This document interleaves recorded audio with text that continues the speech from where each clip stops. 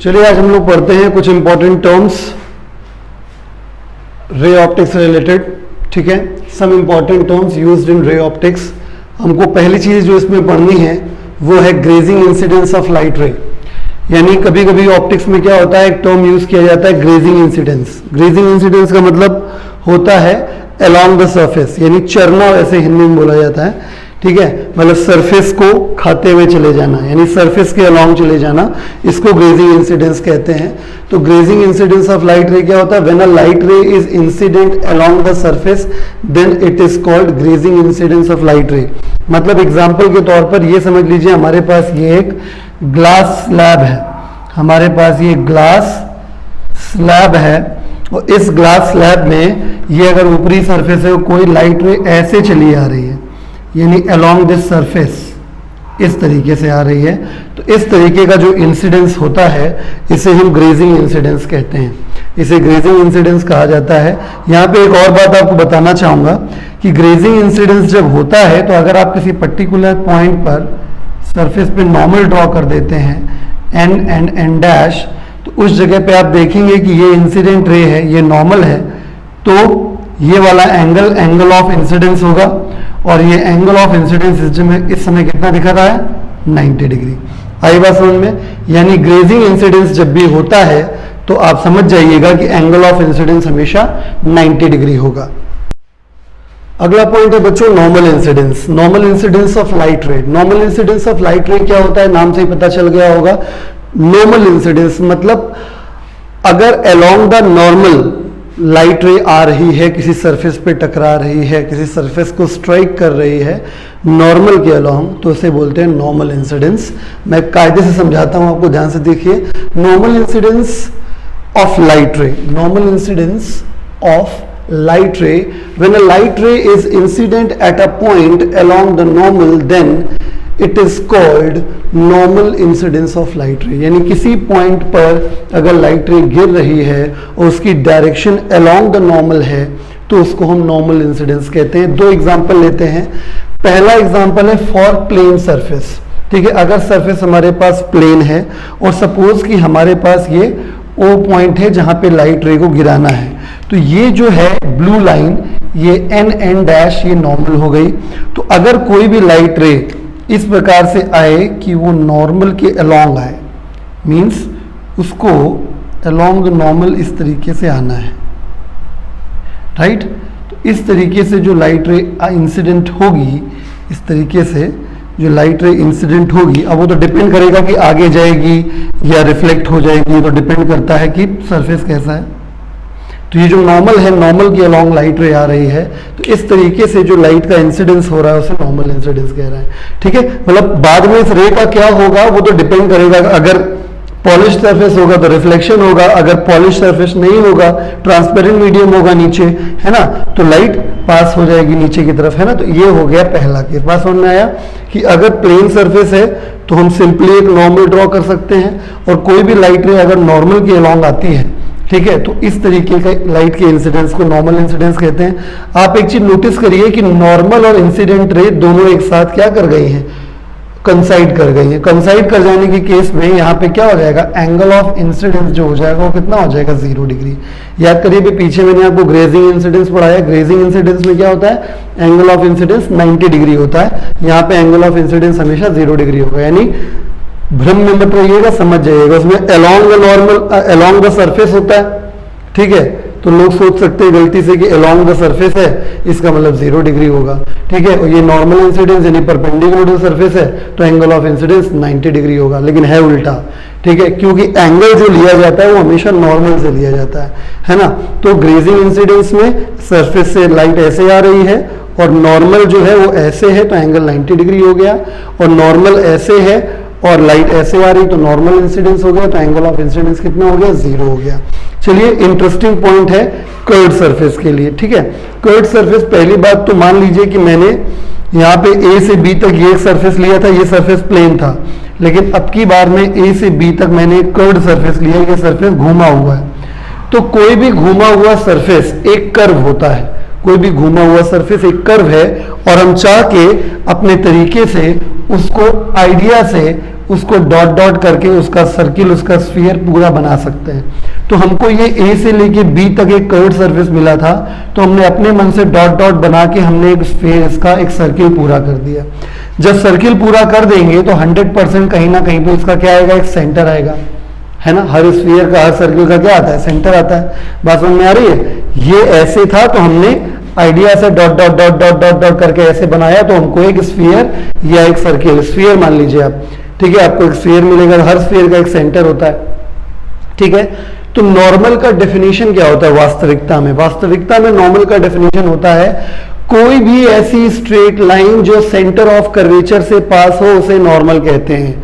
कोई भी line, geometry का पॉइंट है, कोई भी लाइन जो सेंटर ऑफ कर्वेचर से क्रॉस होती है उसको हम नॉर्मल कहते हैं। तो देखिए, अगर मैंने ब्लू कलर की ये डॉट डॉट एक लाइन बना दी तो ये सेंटर ऑफ कर्वेचर से पास हो रही है, ये भी नॉर्मल कहलाएगी, ठीक है। ब्लू कलर की ये डॉट डॉट लाइन, ये भी नॉर्मल है। ब्लू कलर की ये डॉट, मतलब जो भी लाइन आप बनाए अगर वो सेंटर ऑफ कर्वेचर से क्रॉस हो गई तो 100% वो नॉर्मल है। और नॉर्मल जो होती है वो सरफेस की हमेशा परपेंडिकुलर होती है, इस बात का विशेष ध्यान दीजिएगा।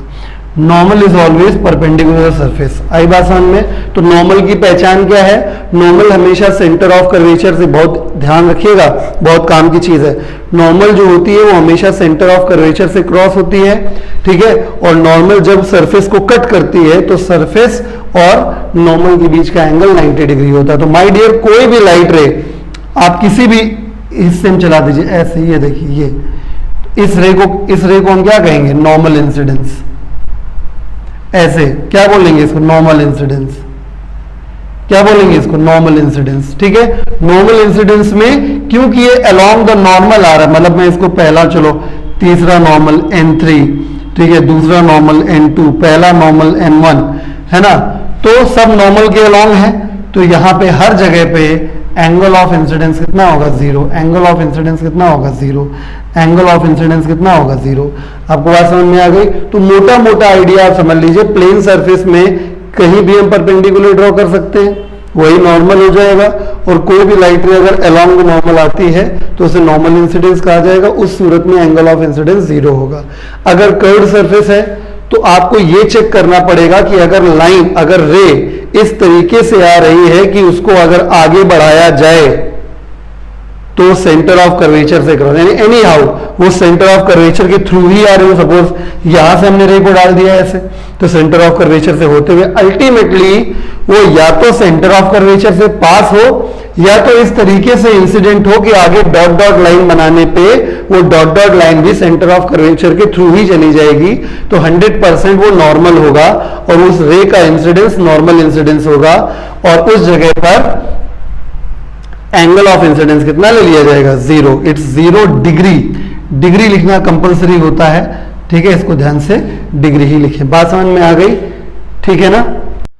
तो चलिए, नॉर्मल इंसिडेंस से रिलेटेड अब अपने पास एक छोटा सा टॉपिक है जिसे कहते हैं प्रिंसिपल ऑफ रिवर्सिबिलिटी। ठीक है, ये समझना आपको जरूरी है, आगे काम आएगा। जैसा कि हम लोग बेसिक टर्म्स पढ़ रहे हैं, इंपॉर्टेंट टर्म्स पढ़ रहे हैं, ठीक है, मतलब ये चीज़ें डायरेक्टली नहीं पूछी जाती, ये चीज़ें इस्तेमाल हो जाती हैं बीच बीच में। चलिए, तो इस कैटेगरी में, इस रेंज में हमारे पास तीसरा टॉपिक है प्रिंसिपल ऑफ रिवर्सिबिलिटी। क्या होता है प्रिंसिपल ऑफ रिवर्सिबिलिटी? अभी मैंने आपको पढ़ा है नॉर्मल इंसिडेंस। तो अगर रे का नॉर्मल इंसिडेंस हो जाए मिरर पे, यानी रिफ्लेक्टिंग सरफेस पे, ठीक है, यानी लाइट रे मिरर पे नॉर्मली इंसिडेंट हो जाए, लाइट रे मिरर पे नॉर्मली इंसिडेंट हो जाए, तो क्या होता है, रिफ्लेक्शन के बाद बॉडी रे जो होती है वो अपने पाथ को रिट्रेस कर जाती है, यानी जिस रास्ते पे आई है उल्टा उसी रास्ते पे वापस चली जाती है। इसे कहते हैं, इस फिनोमेना को कहते हैं प्रिंसिपल ऑफ रिवर्सिबिलिटी। ठीक है, तो प्रिंसिपल ऑफ रिवर्सिबिलिटी क्या है? When a light ray falls normally on a reflecting surface then light retraces its path after reflection. ठीक है, लाइट रिफ्लेक्शन के बाद अपना पाथ रिट्रेस कर देती है। जैसा कि आप देख रहे हैं एग्जांपल नंबर 1 में मैंने एक मिरर mm' लिया हुआ है। इस मिरर में हमने एक नॉर्मल बना दिया है, आपको साफ साफ दिख रहा होगा, नॉर्मल है। ठीक है, तो अगर कोई लाइट रे इस तरीके से आए कि वो अलोंग द नॉर्मल ट्रेवल करती हुई आ जाए इस तरीके से, तो ये क्या हुआ? नॉर्मल इंसिडेंस हुआ। नॉर्मल इंसिडेंस हुआ, इस सूरत में क्या होगा कि मिरर है तो मिरर में लॉ ऑफ रिफ्लेक्शन काम कर जाएगा, यहां पे क्योंकि आई का वैल्यू कितना है, देखिए बेसिक कैलकुलेशन जो है वो क्या है, यहां पे बेसिक कैलकुलेशन ये बन रही है कि नॉर्मल इंसिडेंस होने की वजह से आई का वैल्यू है 0 डिग्री, ठीक है, और लॉ ऑफ रिफ्लेक्शन की वजह से आर की वैल्यू आई के बराबर हो जाएगी। देयरफॉर आर की वैल्यू भी कितनी बराबर हो जाएगी, 0 डिग्री, यानी एंगल ऑफ रिफ्लेक्शन भी कितना हो जाएगा, 0। जब एंगल ऑफ रिफ्लेक्शन 0 हो गया यानी रिफ्लेक्टेड रे भी नॉर्मल के साथ कंसाइड कर जाएगी, है ना, यानी रिफ्लेक्टेड रे इधर इधर नहीं भागेगी, वो नॉर्मल से होकर जाएगी, तभी तो आर की वैल्यू 0 हो पाएगी भाई। नॉर्मल के साथ जब जाएगी, मतलब नॉर्मल के साथ जब रिफ्लेक्टेड रे जाएगी तब आर का वैल्यू 0 हो पाएगा, है ना। तो इस तरीके से ये रे क्या कर गई, अपने पाथ को रिट्रेस कर गई, ठीक है, यानी आई का वैल्यू भी 0 और आर का वैल्यू भी 0। आइए इसको देख लेते हैं जरा। सेकेंड केस है हमारे पास, यहां पे हमने एक इस तरीके से एक स्फेरिकल मिरर लिया है जिसके बल्जिंग साइड यानी जो उभरा हुआ हिस्सा है उधर हमने पॉलिश कर रखी है और धसे हुए साइड में, ठीक है, इधर से रिफ्लेक्शन होगा, क्योंकि जिस तरह पॉलिश होती है उधर से वो रिफ्लेक्शन हो नहीं सकता है ना। तो ये कर्व्ड मिरर है, हमको आपको मैं थोड़ी देर पहले बता चुका हूं कि कर्व्ड मिरर को हम डॉट डॉट करके बना लेते हैं तो कहीं ना कहीं उसका सेंटर मिलेगा, तो कोई भी लाइन जो सेंटर से जाएगी वो नॉर्मल हो जाएगी, ठीक है। तो अब मैं क्या करता हूं, एक लाइट रे को इस नॉर्मल के अलोंग ले जाता हूं, तो लाइट रे ऐसे चली गई, देख रहे हैं, लाइट रे जब ऐसे जाएगी तो मैंने आपसे क्या कहा था, नॉर्मल हमेशा सरफेस के 90 डिग्री पे होता है ना। तो इस सिचुएशन में क्या होगा, ये लाइट रे नॉर्मल इंसिडेंस हो गई है। आपको मैंने थोड़ी देर पढ़ाया नॉर्मल इंसिडेंस कब होता है स्फेरिकल सरफेस में, कि अगर कोई भी लाइट रे सेंटर ऑफ कर्वेचर के थ्रू होते हुए, ठीक है, चले तो जब सरफेस पे टकराएगी तो उसका इंसिडेंस नॉर्मल इंसिडेंस होगा, और नॉर्मल इंसिडेंस में आपको बता चुका हूं कि आई का वैल्यू कितना हो जाएगा, नॉर्मल इंसिडेंस में आई का वैल्यू 0 होता है, आई का वैल्यू 0 तो आर का वैल्यू 0, यानी लाइट रे रिफ्लेक्ट होकर वापस आ जाएगी, ठीक है। प्रिंसिपल ऑफ रिवर्सिबिलिटी जस्टिफाई हो गया। इधर भी देख लीजिए, इस बार क्या किया मैंने, कर्व्ड सरफेस लिया लेकिन डिप्रेस साइड में पॉलिश है, बल्जिंग साइड ओपन है, तो रिफ्लेक्शन किधर से होगा, बल्जिंग साइड से होगा। तो ये जो लाइन बनी है वो सेंटर ऑफ कर्वेचर से पास हो रही, मतलब ये नॉर्मल है और ये नॉर्मल सरफेस पे 90 डिग्री का एंगल बनाएगी डेफिनेटली।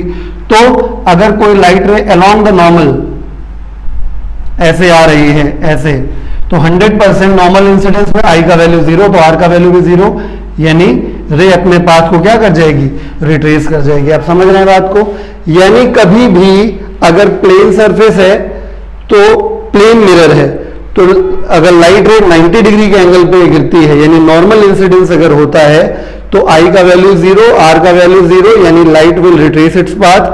कर्व्ड सरफेस में क्या पहचान है कि रे चेक कर लीजिए, रे का जो ओरिएंटेशन है वो आते वक्त या जाते वक्त कैसे भी वो सेंटर ऑफ कर्वेचर के थ्रू तो नहीं है। अगर वो सेंटर ऑफ कर्वेचर के थ्रू है तो 100% सरफेस पे वो 90 डिग्री पे गिरेगा, यानी नॉर्मल इंसिडेंस होगा, उस जगह पे आई और आर बराबर हो जाएगा, जिसकी वजह से लाइट रे अपने पाथ को रिट्रेस कर देगी, ठीक है। वही यहां पे हुआ है और वही यहां पे हुआ है, ठीक है। इसमें देखिए सेंटर ऑफ कर्वेचर के थ्रू होते हुए लाइट रे आई थी, और इसमें जब लाइट रे आ रही थी तो उसका ओरिएंटेशन इस तरीके से था कि वो सेंटर ऑफ कर्वेचर के थ्रू पास हो जाएगी, है ना। तो इस वजह से जब ये लाइट रे यहां पे टकराई तो 90 डिग्री पे गिरेगी, क्योंकि 100% ये नॉर्मली होगा, सेंटर ऑफ कर्वेचर से क्रॉस हो रहा है, तो ये अपने पाथ को रिट्रेस कर जाएगी। This is principle of reversibility.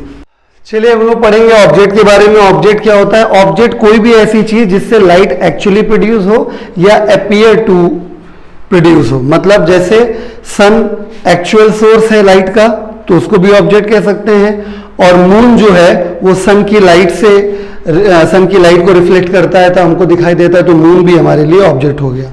यानी वो सारी चीजें जिससे लाइट एक्चुअली में आती है या किसी चीज की लाइट उन पे टकरा के हमारे पास तक आती है, उन सारी चीजों को हम लोग ऑब्जेक्ट कहते हैं। तो मैंने लिखा anything from which light comes actually और apparently is called an object, ठीक है। सवाल उठता है कि जब रे डायग्राम बनेगा तो हम कैसे डिसाइड करेंगे कि यहाँ पे ऑब्जेक्ट है। तो बहुत सिंपल है कि अगर रेज ऐसी हैं जिनका रिफ्लेक्शन या रिफ्रैक्शन नहीं हुआ है, जिनको मैं अनप्रोसेस्ड रेज कहूंगा, ठीक है।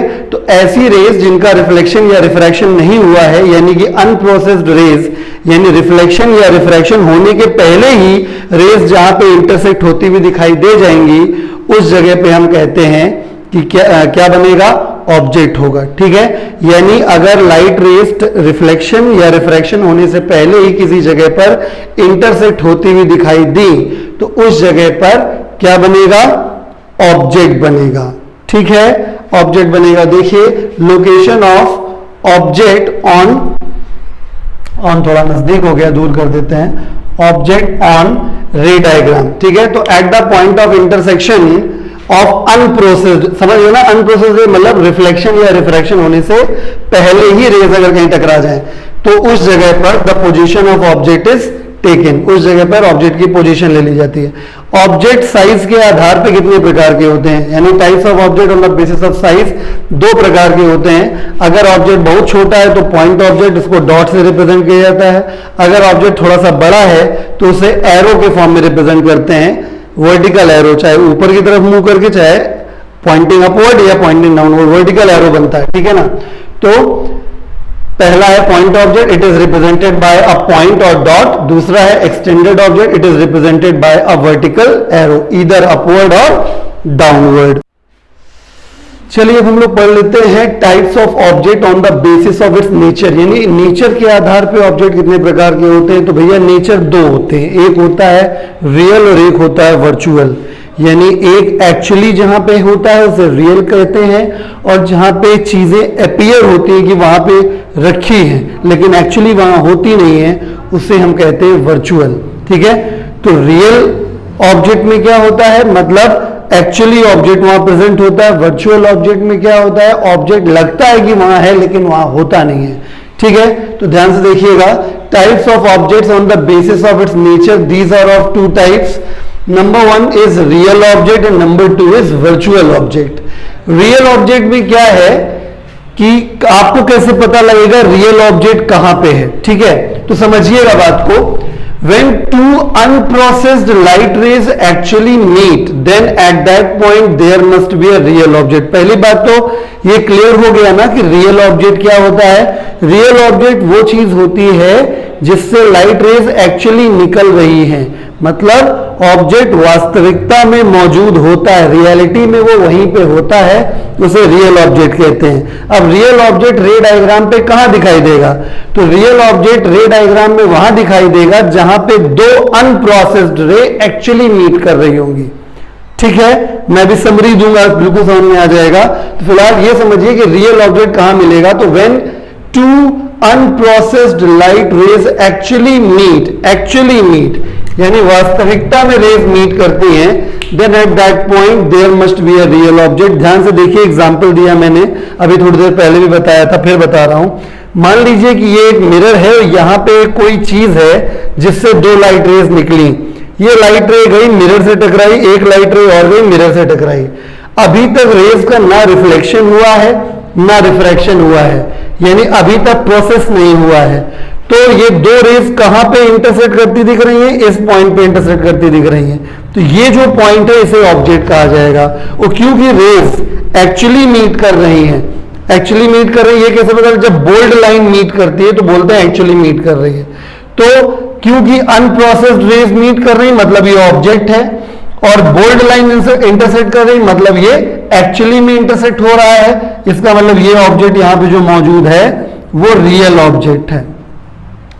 ठीक है, अब आगे की बात, representation of real object. Real object को रिप्रेजेंट करने का क्या तरीका है। ठीक है, तो पहली बात, अगर पॉइंट ऑब्जेक्ट रियल है, रियल पॉइंट ऑब्जेक्ट है, तो कोई स्पेशल सिंबल नहीं, पॉइंट सो पॉइंट रियल बनाओ या वर्चुअल एक ही रहता है। तो पहला पॉइंट में वही लिखा है, no special representation of real point object. यानी अगर पॉइंट ऑब्जेक्ट है तो पॉइंट पॉइंट ही बनेगा, वो रियल या वर्चुअल उसका कोई संबंध नहीं है। ठीक है, दूसरा पॉइंट है रियल एक्सटेंडेड ऑब्जेक्ट, यानी वो एरो वाला एक्सटेंडेड ऑब्जेक्ट अगर है तो can be represented by this. एक एरो बना होगा, हेड पर ए और टेल पे बी लिखा होगा और बोल्ड बना होगा। अगर बोल्ड फॉर्म में बना है, डॉट डॉट करके नहीं बना है, तो ये रियल ऑब्जेक्ट हो गया। बात समझ में आ गई। चलते हैं वर्चुअल ऑब्जेक्ट की तरफ। वर्चुअल ऑब्जेक्ट क्या होता है, ऐसा ऑब्जेक्ट जो वहां पे लगता है कि मौजूद है लेकिन है नहीं। ठीक है, तो डायग्राम में वर्चुअल ऑब्जेक्ट कहां मिलेगा, जब अनप्रोसेस्ड रेज मीट करेंगी इस तरीके से कि लगेगा कि मतलब अपीयर टू मीट होंगी। अनप्रोसेस्ड रेज जब अपीयर टू मीट होती है मतलब उनको डॉट डॉट करके बढ़ाया जाता है और तब वो मीट करती हैं, तो वहां पे आपका कौन सा ऑब्जेक्ट होता है? Virtual object. ध्यान से देखें, when two unprocessed light rays appear to meet, when two unprocessed light rays appear to meet, then at that point there must be a virtual object। बात समझ में आ गया? मतलब एक बात तो क्लियर है, ऑब्जेक्ट कहां होता है? जहां पे अनप्रोसेस्ड रेज मीट करती हैं, जहां पे अनप्रोसेस्ड रेज मीट करती हैं। अब एक्चुअली मीट कर गई तो रियल ऑब्जेक्ट, और अपीयर टू मीट कर गई तो वर्चुअल ऑब्जेक्ट। ठीक है, जैसे एग्जांपल क्या, ये मिरर है, ये दो किसी ऑब्जेक्ट से दो रेज ऐसे आ रही हैं, तो जब मिरर पे टकराई तो उसके बाद अभी तक ये अनप्रोसेस्ड रेज जब तक यहां पे आएंगे तब तक टकराई नहीं है। जब मैं इनको आगे बढ़ाऊंगा ऐसे डॉट डॉट करके, तब ये यहां पे अपीयर टू मीट हो जाएंगे। तो क्योंकि अनप्रोसेस्ड रेज मीट कर रही हैं तो ये जगह ऑब्जेक्ट की है। ठीक है, और क्योंकि एक्चुअली मीट नहीं कर रही हैं, डॉट डॉट करके मीट कर रही हैं, यानी अपीयर टू मीट कर रही हैं, तो ये ऑब्जेक्ट वर्चुअल ऑब्जेक्ट हुआ। बात समझ में आ गया?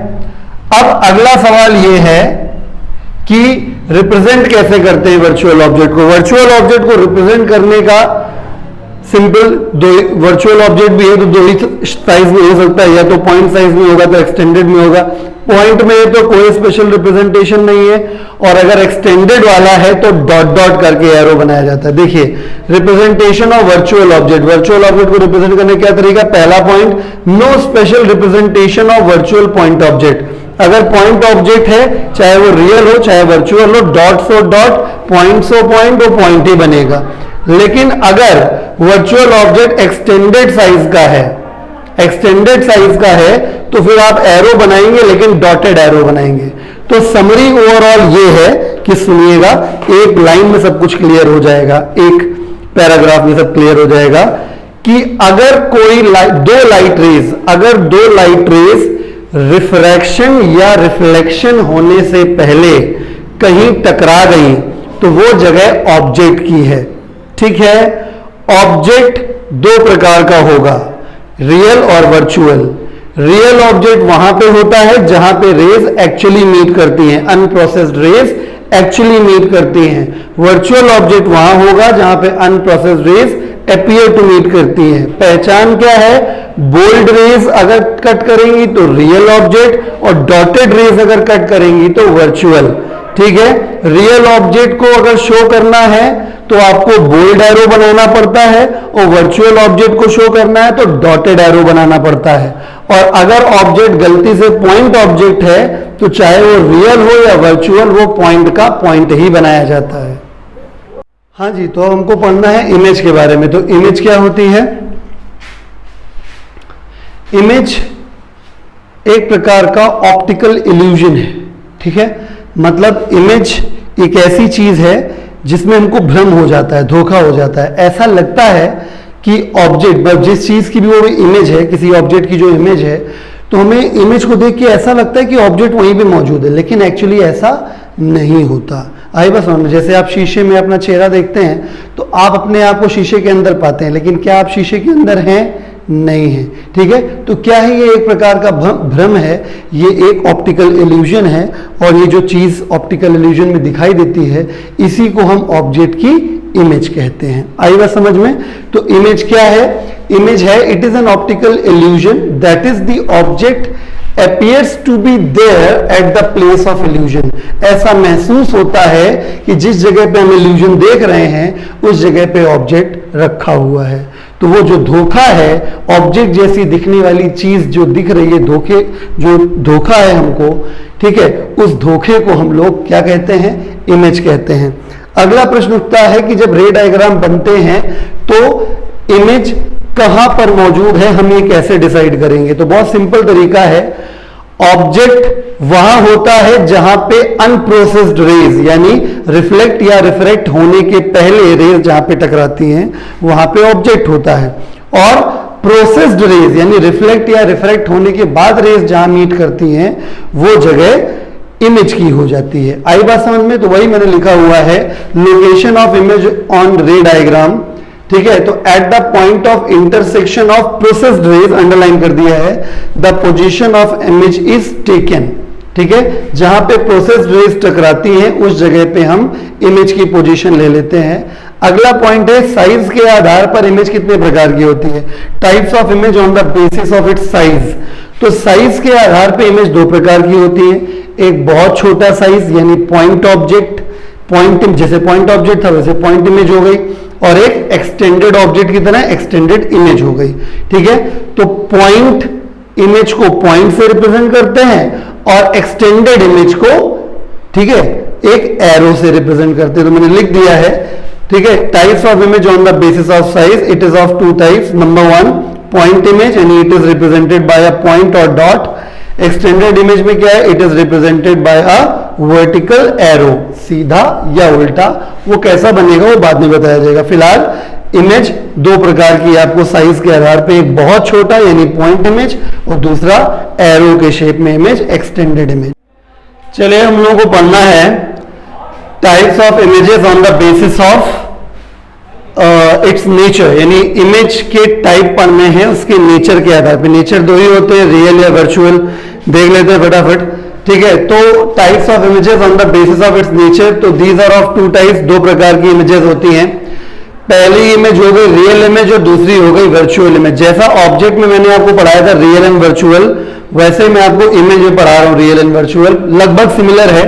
बस फर्क इतना है कि वहां पे हम लोग ये देखते थे कि अनप्रोसेस्ड रेज कहां पे टकरा रही हैं, यहां पे हम देखेंगे प्रोसेस्ड रेज कहां टकरा रही है। प्रोसेस्ड मतलब रिफ्लेक्टेड या रिफ्रैक्टेड रेज कहां टकरा रही है वहां देखना है। ठीक है ना, तो रियल इमेज क्या होती है, रियल इमेज यानी कि जब एक्चुअली प्रोसेस्ड रेज टकराती है उसे रियल इमेज कहते हैं। देखिए, when two processed light rays actually meet then at that point there must be a real image. ठीक है, जब रिफ्लेक्ट या रिफ्रैक्ट होने के बाद लाइट रेज एक्चुअली मीट करती हैं तो वहां पे होता है रियल इमेज।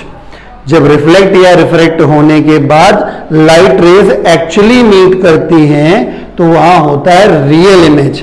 ठीक है, तो वही लिखा हुआ when two processed light rays actually meet then at that point there must be a real image. Example की हेल्प से हम लोग समझते हैं। यहां पे देखिए दो लाइट रेज ऐसे कन्वर्ज होते हुए आ रही, तो अभी जब तक ये यहां तक नहीं पहुंची हैं, यहां जब ये पहुंची तो अभी तक इनका रिफ्लेक्शन या रिफ्रैक्शन नहीं हुआ है, यानी ये अनप्रोसेस्ड है। तो अनप्रोसेस्ड रेज यहां पे जाके रुक जाएंगी, रिफ्लेक्ट होके वापस आएंगी। तो अगर हम उनको फिलहाल इग्नोर कर दे रिफ्लेक्टेड वाली रेज को, तो देखें अनप्रोसेस्ड रेज अल्टीमेटली कहां मिलेंगी, यहां। अनप्रोसेस्ड रेज जहां मिलती है वहां पे होता है ऑब्जेक्ट, और क्योंकि अपीयर टू मीट हो रहा है इस वजह से यहां पे बनेगा वर्चुअल ऑब्जेक्ट। चलिए, ऑब्जेक्ट के बारे में तो मैं बता चुका हूं, अब इमेज के बारे में बात कर लेते हैं। तो जब ये रिफ्लेक्ट होगी रे तो इमेज रे रिफ्लेक्ट होके ऐसे आएगी, ये रिफ्लेक्ट होके ऐसे आएगी। तो अब ये रे हो गई PR यानी प्रोसेस्ड रे, अब ये रिफ्लेक्ट हो गई है। तो ये दोनों रेज अब ये जो है ये रिफ्लेक्टेड रेज है, प्रोसेस्ड रेज है। तो प्रोसेस्ड रेज जहां पे मिलती है वहां पे बनती है क्या, इमेज। क्या बनती है, इमेज। और कौन सी इमेज बनेगी यहाँ पे इमेज बनेगी रियल इमेज। इमेज बनेगी रियल इमेज, क्यों, क्योंकि एक्चुअली मीट कर रहा है। आई बात समझ में। ठीक है, तो प्रोसेस्ड रे जहां टकराती है वहां बनती है इमेज, और एक्चुअली अगर मीट कर रहे हैं तो रियल इमेज बन जाएगा। Representation of real image, real image को रिप्रेजेंट करने का तरीका भी वैसे ही जैसे ऑब्जेक्ट का था। अगर पॉइंट इमेज है, पॉइंट साइज की इमेज है, तो कोई स्पेशल कैरेक्टर नहीं रहेगा, वही पॉइंट का पॉइंट ही बनेगा। लेकिन अगर रियल इमेज है, ठीक है, और एक्सटेंडेड है, एक्सटेंडेड रियल इमेज है, तो आप उसको बोल्ड एरो से शो करते हैं। चलिए अब वर्चुअल इमेज पे चले गए, इसका जस्ट उल्टा। ठीक है, जस्ट उल्टा है क्या कि जब प्रोसेस्ड रे मीट करेगी तो जब प्रोसेस्ड रे मीट करेगी तो वहां पे बनेगी इमेज। ठीक है, लेकिन अगर अपीयर टू मीट करेगी तो वहां बनेगी वर्चुअल इमेज। अभी मैं समरी भी दूंगा आखिरी में। ठीक है, तो when two processed light rays appear to meet then at that point there must be a virtual image. ठीक है, यानी रिफ्लेक्ट या रिफ्रैक्ट होने के बाद अगर रेज अपीयर टू मीट होती है किसी जगह पे, ठीक है, रिफ्लेक्ट या रिफ्रैक्ट होने के बाद रेज अपीयर टू मीट होती है किसी जगह पे, तो उस जगह पे वर्चुअल इमेज बनती है। एग्जाम्पल के तौर पर आप देख सकते हैं कि यहाँ पे ये क्या है, ये है UPR अनप्रोसेस्ड रे, अनप्रोसेस्ड रे, अनप्रोसेस्ड रे यहाँ पे एक्चुअली टकराते हुए दिखाई दे रहे हैं। तो अनप्रोसेस्ड रे जब टकराती है तो बनता है ऑब्जेक्ट, और जब एक्चुअली टकराता है तो बनता है रियल ऑब्जेक्ट। ठीक है, अब क्या होगा, ये रिफ्लेक्ट हो जाएंगे रेज इस तरीके से, तो रिफ्लेक्ट होने के बाद ये बन गई PR यानी प्रोसेस्ड रे। क्या बन गया, PR यानी कि प्रोसेस्ड रे। और प्रोसेस्ड रे देखिए ऐसे जा रहा है तो डाइवर्ज होते हुए जा रहा है, ये कभी मीट तो करेगा नहीं, तो मीट कराना है तो इधर डॉट डॉट डॉट लाइन बनानी पड़ेगी।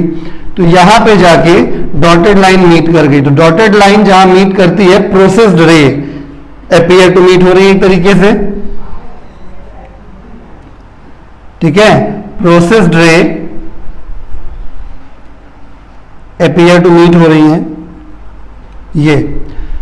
तो जहां पे प्रोसेस्ड रे मीट होती है वहां बनती है इमेज, और अगर अपीयर टू मीट हो रहा है यानी डॉट डॉट वाले लाइन इंटरसेक्ट कर रहा है तो वहां पे बनती है वर्चुअल इमेज।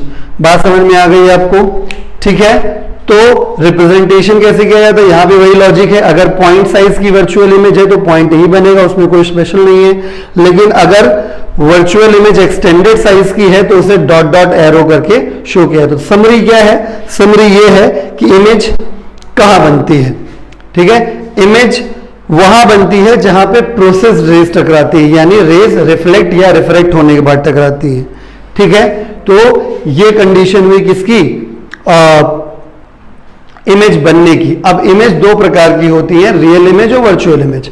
अगर प्रोसेस्ड रेज यानी रिफ्लेक्ट या रिफ्रैक्ट होने के बाद रेज एक्चुअली मीट कर गई तो रियल इमेज, और अगर प्रोसेस्ड रेज यानी रिफ्लेक्ट या refracted rays appear to meet होती है तो वहां वर्चुअल इमेज बनती है।